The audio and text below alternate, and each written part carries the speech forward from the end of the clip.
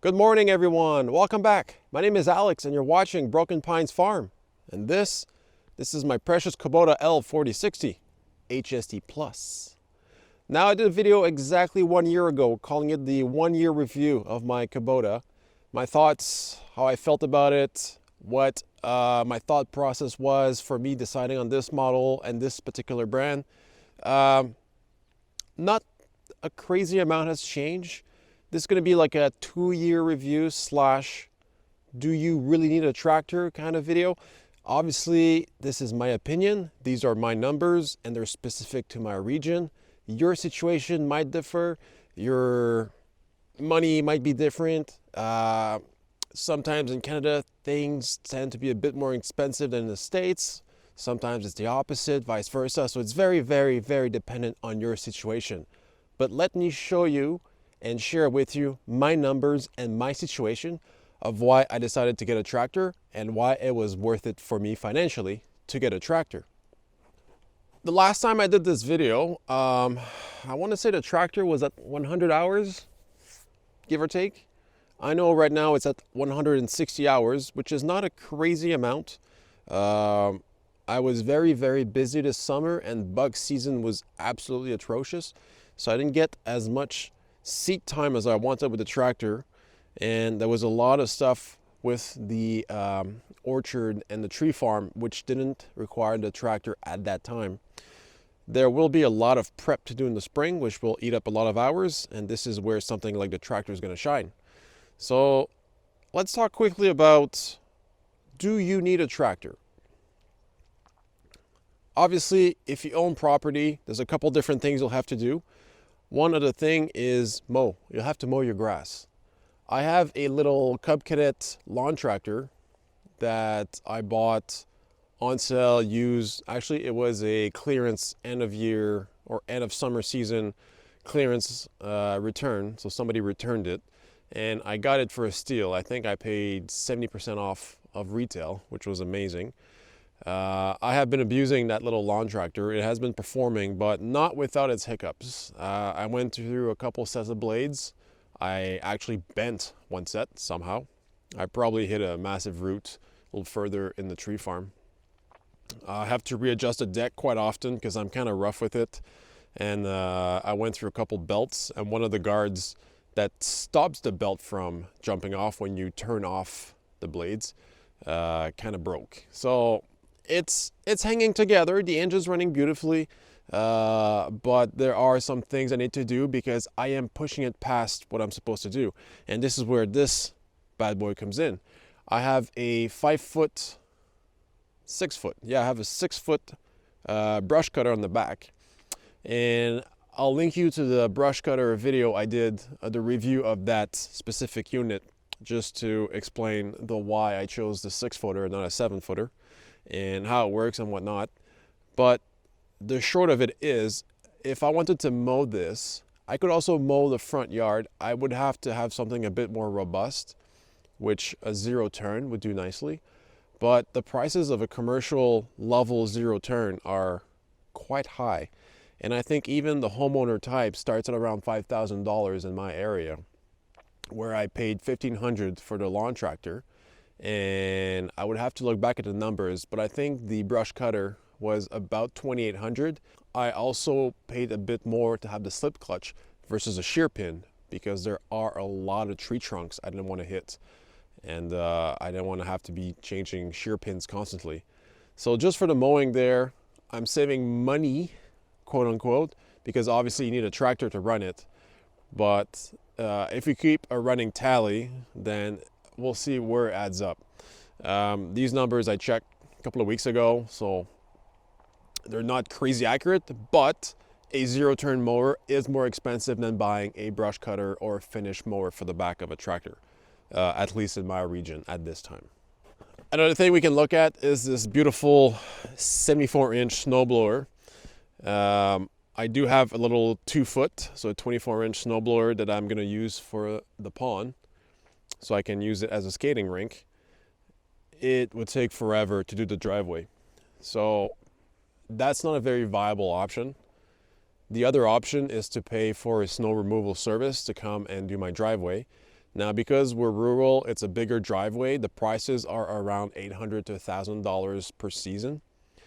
The other thing is I don't decide when they come. So there's a certain threshold. I think you need to have at least 2 or 3 inches. It depends on your contract before they come out to do your snow removal. The big problem is I leave for work at around 4 a.m. in the morning. And if I'm snowed in, I'm kind of stuck. I do have an SUV. It is 4x4 or all-wheel drive, but there's some time that there's so much snow that even the best of pickup trucks would have a hard time getting out of the driveway. So I need that driveway to be clear. That means I need to choose when it's done. So yes, I could pay a bit less money than buying a whole setup, but then I am kind of stuck waiting for them to come and clear my driveway. Versus having this, it takes me 5 minutes to do the main portion of the driveway so that we can drive out in the morning. So I just look at the forecast. If there's a big chance of snow, I park the tractor in reverse in the driveway, block heaters on in the morning. I come out early around 3:30 in the morning, start the tractor, snow blow what I have to, park it further, and then we're good to go for me and my wife. And then I'll finish when I come back after work in the evening. And the upside is I can decide when I do it and how many times I do it. I don't have to rely on a contractor to do it for me. And here I am in the Christmas tree farm here. And every winter I always clear the snow, at least a nice big lane, for one, if we want to drive a vehicle back here, and two, so we can have access to the pond to eventually turn it into a skating rink. So no contractor is going to come all the way back here to do this, and you would not be able to do this with a little push snowblower. If you had a side-by-side with a plow in the front or a snowblower in the front, you'd probably be able to do it, but then you're stuck in the same boat as I have to have a side-by-side and buy the attachment for it. So again, you're kind of stuck. Price-wise, again, I have to check. All I know is the loader, the bucket, the tractor with a third function added, snowblower, and the brush cutter, all in, taxes in, was $60,000 when I bought it back in 2021. And this was financed at 0 down, 0% interest over 60 months, so 5 years. So I'll let you figure out what my monthly payment is. It's enough to pay for a very nice car. So again, do you want to take on that monthly payment? Is it worth it to you? So for the snowblower, yes, it's expensive to purchase, but again, I have so much freedom of what I want to do and how I can do it, and then I can open up the rest of my property. I also want to open the backside a little bit this year just so that I can more easily collect my maple sap to boil my maple syrup, so it's less walking for me. And once again, if I didn't have the tractor to do it, there'd be no way for me to do it. A couple other things, the wood chipper. So one way to easily get rid of brush is to chip it and return it to the earth. I looked into renting a unit from the Home Depot. The only thing I could find, or equivalent big box store, they were only the little gravity feds, max 3-inch branches. It was too small for my needs. So then I looked into the more industrial ones, and to rent it for a weekend, that's the big Vermeer, those yellow branded ones, the ones that the tree services usually use. For a small commercial one, it was give or take $600 for the weekend. So it adds up quickly, right? So if I rent it, was it 6 times, I've already reimbursed my wood chipper that I ended up buying. And I looked into what if I wanted to buy a wood chipper that had a hydraulic feed and that was a bit beefier than consumer grade, and you were looking at $10,000 at a minimum just to purchase a little pro grade wood chipper, which I was astounded how expensive it was. But obviously these are machines that are run 8 hours a day, 5-6 days a week, so they're robust. But it's hard to find a consumer grade hydraulic fed wood chipper versus what I ended up getting for around $3,500 plus tax and shipping. But then again, you need a tractor to run it. So in my case, the amount of chipping I've done since I've had the wood chipper, I would already have rented the wood chipper 4 or 5 times, so I'm already closely to that threshold where it's cheaper to buy it than to rent it. Obviously, there are other factors where you might not have that money lying around, and perhaps you need to rent it because you need to free up money for something else. Also, if you are running a business and this is a business write-off for you, it's also much different because then the costs are different. When you don't have to pay tax, again, this is for Ontario. As a business in Ontario, you pay taxes when you buy the product, but then you claim it back during tax season, so you get those taxes back. So that does lower the cost somewhat for you. So that's also another thing to consider. Another big thing also for me was the winch. As you know, we've had the windstorm. Just right now I'm looking at windstorm damage here that I'll have to clean up eventually. So many trees are snagged up and just waiting to fall down. So we needed a winch, and I had a couple options. I could have used the truck while I still had it and buy that regular winch, which price-wise was not horrible. The problem is the length of the rope was too short for my needs. 50 feet is just not enough to get a safe distance to try and pull down a giant tree that's snagged up that can measure up to 80 feet in height. So that option, there were some winches that had up to 100 feet of rope, but they were getting pretty expensive. At that time, I had something wrong with one of my wheel bearings on the Tundra, so my 4x4 wasn't working. I didn't feel like getting the pickup stuck and then having to winch it out and not be able to winch out trees. Also, if a tree was to fall on the pickup, I'm kind of sorry out of luck because I need it to get to work and use it as a vehicle. I looked at other options where there's some type of kind of 3-point hitch mount you can install on the back of tractors, and you can use it to tow stuff. You can use it to attach any 2-inch implement for like the tow hitch, and then I could have mounted a regular car winch to something like that. But then again, I'm still stuck with the rope length. And then I started looking at the options and the strength and many factors, and I saw that forestry winches were a great option because they're made for that. And the length of the rope, I think the Eiglin 3501, it's not either 150 or 175 feet, so plenty of rope to do any pulley work if I have to. I can be well out of range of falling trees whenever I'm pulling. So that was a big no-brainer for me. Another option would have been to get a tree service here and do the work for me, but that gets very expensive very fast, versus the Eiglin made it possible for me to bring down trees in a very safe manner, whereas I was standing very far away from the trees when they fell. And the power of that winch is quite impressive for its size. It's so powerful that it would pull back the tractor sometimes, so I really had to wedge it against something. And when it's wedged, then you're not putting any stress on the tractor. It's just the winch doing its job, and it can use its full pulling capacity. So at that time, yes, it was expensive. I think it was about $5,000 all in, delivered to the door when we bought it last year. I think it was May of last year. I think prices have gone up a little bit since, but it's been a worthy investment for us. I'm very happy that we got it. Same idea for the stump grinder. I could have rented a stump grinder, or I could have gotten somebody here to do the job for me. The thing is, when I work around here, sometimes I try to make the most of the time I have. I'm flip-flopping between construction in the house, trying to finish the basement, to property. Sometimes the weather cooperates, sometimes it doesn't. Sometimes I have a nice big snowfall or lots of rain, and then the ground is very wet. And if you have wet ground, you don't want to bring heavy equipment because you don't want to damage the soil. It's always hard to maximize a rental where if I'm renting it for a week, can I use it for a week? Is the weather going to cooperate? I have to reserve it in advance, but I don't know the forecast much in advance.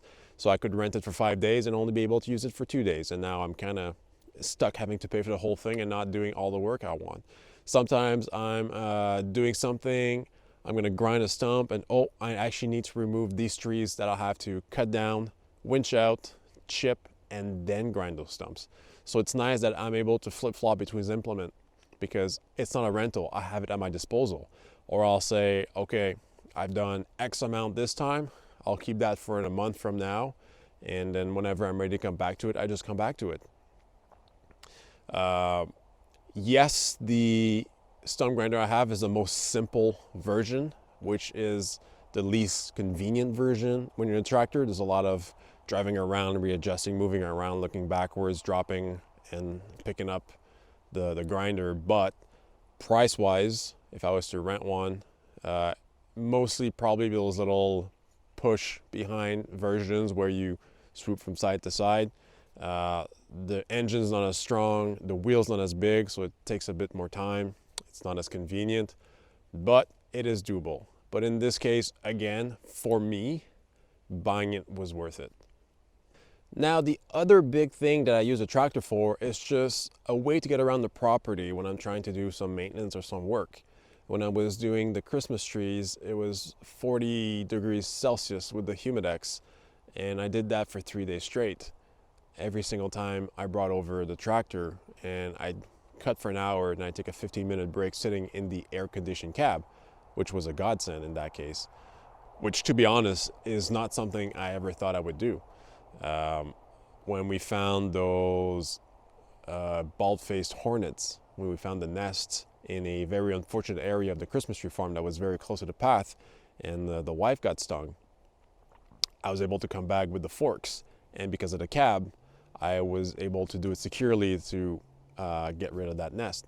So these are all things that I had never thought about. If I have to mow the grass and it's mosquito season, well, that's okay because I'm in a self-enclosed cab, so I don't have to deal with it. If it's raining and I have to move material or I have to do something specific outside, once again, it doesn't matter because I'm in a cab. In the winter with the snowblower, it can be a blizzard outside. And once again, it doesn't matter because I'm in a nice heated environment to the point where I usually end up just in my hoodie because it's so warm in there. I usually take off my jacket because after 5 minutes of working in there, it gets quite hot. The defroster works really well. You have the windshield wipers, that works really well. There is a way to get a radio in there. I didn't pay for the option to get the radio. I just use ear protection and music in my ears, which I find much more enjoyable. Now, obviously, at the end of the day, is this worth it for you? In my case, I've had this tractor for over 2 years now, and even though it only has 160 hours, just by the sheer amount of work it's done for me, it has so far paid for itself. I am paying ballpark $1,000 a month in payments, but am I making up that money, or am I saving more than I'm paying with all the work I'm doing on the property? Obviously, a tractor that sits and does nothing costs you money, but the more you use it, the more worth it is to you. So that's a question you have to ask yourself. Is that tractor worth it to you? Is it financially reasonable for you to own it? In my case, it is. And now that we've officially started the business, the tractor takes care of, well, actually, the tractor does pretty much 90% of its work is business work. So now this is a business expense for me, which also helps me out in that aspect.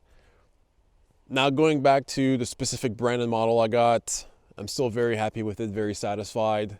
I have been daydreaming about owning a second tractor one day, a probably smaller cab version. Actually, not even, maybe not a cab, just a smaller tractor overall. I would love for a mid-mount mower so I could use it as a robust cutting machine. I'm still not fully decided on that. It's also the convenience of being able to run 2 implements at the same time. That would be quite nice. Also, the the skid steer quick attach at the front makes it so versatile. There's so many implements you can have.